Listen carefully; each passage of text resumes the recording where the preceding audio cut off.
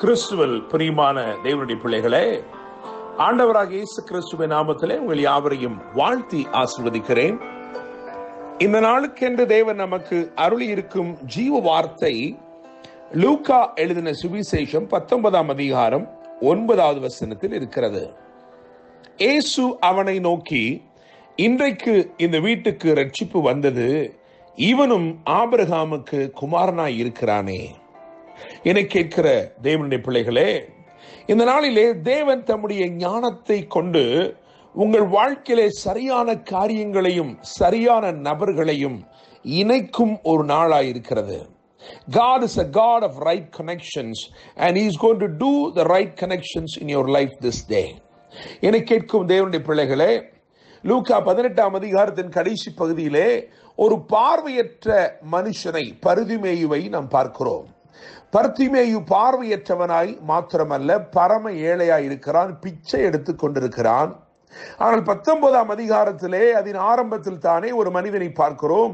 அவன் பெரிய பணக்காரனாய் இருக்கிறான், சகேயு என்னும் பெயரை உடையவனாய் இருக்கிறான். இரண்டு பேரையும் ஆண்டவர் இணைத்தார். பர்திமேயு பார்வை அடைய விரும்பினான், சகேயுவோ இயேசுவை பார்க்க வகை தேடினான். இருவருக்குள்ளும் ஒரே ஆசை, இயேசுவை பார்க்க வேண்டும் என்றிருந்தது. பார்வை அடைந்த பர்திமேயுவை குறித்து வேதம் என்ன சொல்லுகிறது என்று கவனித்து பார்த்தால், லூக்கா 18ஆம் அதிகாரம் 43ஆம் வசனத்திலே, அதாவது 18ஆம் அதிகாரத்தின் கடைசி வசனத்திலே, அவன் தேவனை மகிமைப்படுத்திக் கொண்டே இயேசுவுக்கு பின் சென்றான் என்று எழுதியிருக்கிறது. எரிகோவுக்கு போகிற வழியிலே ஒரு அற்புதம் நடந்து அந்த பார்வையற்ற பர்திமேயு, பரம ஏழையாயிருக்கிற அந்த பர்திமேயு, பிச்சை எடுத்துக் கொண்டிருக்கிற பர்திமேயு பார்வை அடைந்து இயேசுவை கண்டுகொண்டு கழிகூர்ந்த இருதயத்தோட தேவனை மகிமைப்படுத்திக் கொண்டு இயேசுக்கு பின் சென்று போகிறான். அவர்கள் அடுத்து செல்கிற இடம்தான் சகேயுவை ஆண்டவர் அழைக்கும் இடமாயிருக்கிறது. அங்கே சகேயு அவன் இறங்கி வந்தவுடனே சொல்லுகிறான், லூக்கா 19ஆம் அதிகாரம் 8ஆம் வசனத்திலே, ஆண்டவரே, என் ஆஸ்தியில் பாதியை ஏழைகளுக்கு கொடுக்கிறேன் என்று சொல்கிறான்.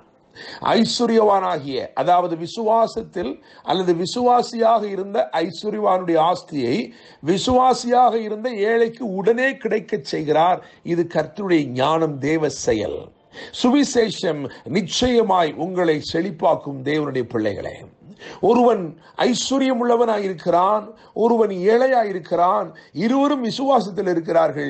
தேவன் ஒருவனிடத்தில் இருக்கிற ஐஸ்வர்யத்தை எடுத்து அந்த ஏழையாயிருக்கிறவனுக்கு கொடுக்கிறார். ஒரு சமநிலை பிரமாணத்தை ஏற்படுத்துகிறார். என்னை கேட்கும் தேவனுடைய பிள்ளைகளே, பர்திமேயுவை சகேயுவோடு இணைக்கிறார், சகேயுவை ஆபிரகாமோடு இணைத்தார்.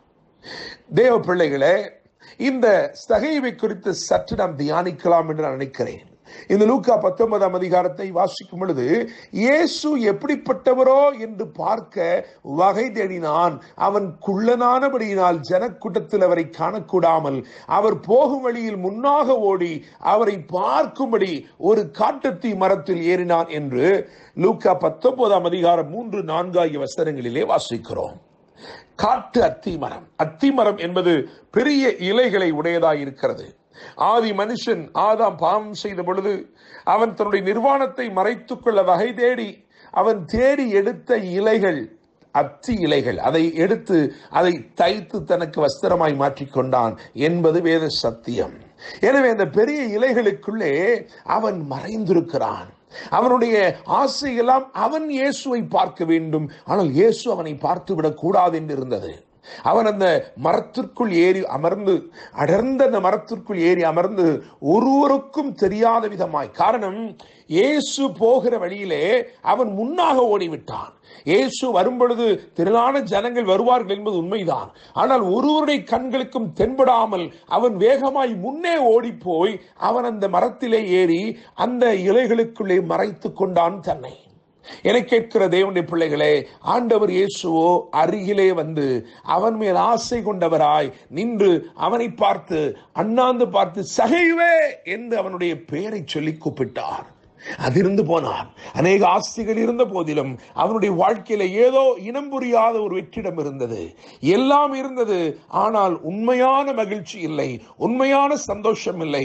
தன் பேரை இயேசு அழைத்த உடனே அவன் அப்படியே அங்கிருந்து பார்க்கிறான். இயேசு அவனை பார்த்து சொன்னான், நீ உடனே இறங்கி வா, நீ சீக்கிரமா இறங்கி வா, நான் உன் வீட்டிலே தங்க வேண்டும் என்றார்.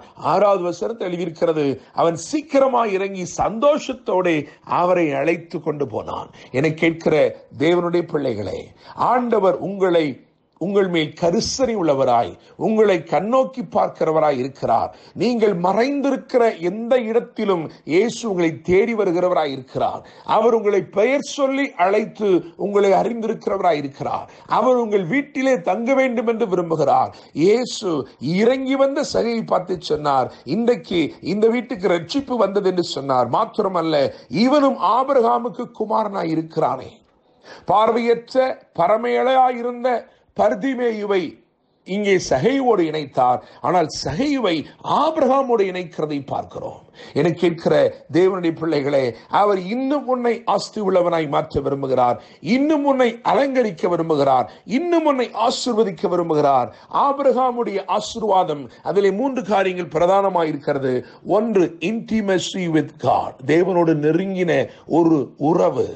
அவன் அவரை சிநேகிதர் என்று சொல்லி, ஆண்டவர் அவனை சிநேகிதன் என்று அழைக்கிறார். அப்படிப்பட்ட ஒரு சிநேகிதனாக இருக்கக்கூடிய ஒரு பாக்கியத்தை பெற்றிருந்தான். அடுத்தபடியாக இம்ப்ரெசிவ் நேம், அவனுடைய பெயர் பெருமைப்படுத்தப்பட்ட பெயராக இருந்தது. கர்த்தரே அதை செய்தார். 3வது முக்கியத்துவம் வாய்ந்த ஆசீர்வாதம், இன்க்ரீஸ் இன் எவரிதிங், அவனுடையவைகள் எல்லாம் பெருகினது. ஒரே ஒரு குமாரன், அந்த குமாரனை கர்த்தருக்கு ஒப்புக் கொடுத்தபடியினால் அவன் ஒரு தேசமாய் மாறினான். என கேட்கிற தேவனுடைய பிள்ளைகளே, ஆண்டவர் பர்திமேயுவை சகையோடு இணைத்தார், சகைவை ஆபிரகாமின் ஆசீர்வாதங்களோடு இணைத்தார். இன்றைக்கு உங்களையும் உங்கள் வாழ்க்கையிலையும் சரியான இணைப்புகளை தேவன் கொண்டு வர விரும்புகிறார். இயேசு அவனை நோக்கி, இன்றைக்கு இந்த வீட்டுக்கு ரட்சிப்பு வந்தது, இவனும் ஆபிரகாமுக்கு குமாரனாய் இருக்கிறானே என்றார். கர்த்தர் தாமே இந்த வார்த்தைகள் மூலமாய் இன்று உங்களை ஆசீர்வதித்து சரியான இணைப்புகளை உங்கள் வாழ்க்கையில கொண்டு வந்து உங்களை இன்னும் மேன்மைப்படுத்தி உயர்த்துவாராக. என்றும் அன்புடன் pastor Daniel Moses. God bless you.